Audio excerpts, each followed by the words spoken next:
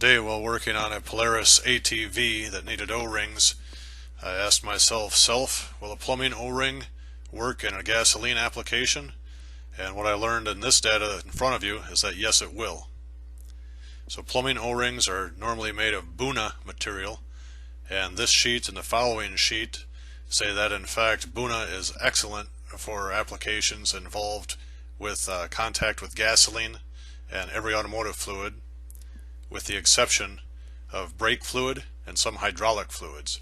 So in summary, the 79-cent O-ring from the hardware store will do the job in a carburetor exposed to gasoline and ethanol.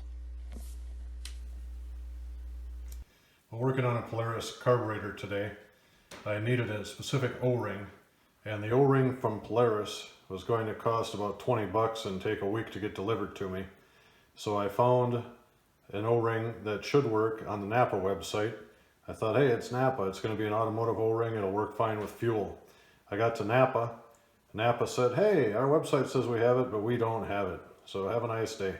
So I went next door to Ace Hardware, and I found this particular O-ring. It just says number 6 O-ring in the plumbing section.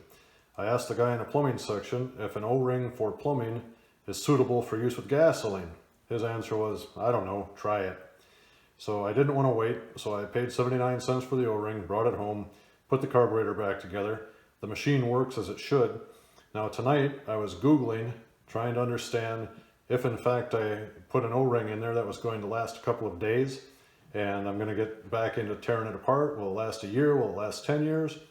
So what I found, as you see in the video here, is that in fact the O-rings for plumbing are made of some stuff called Buna-N, or nitrile.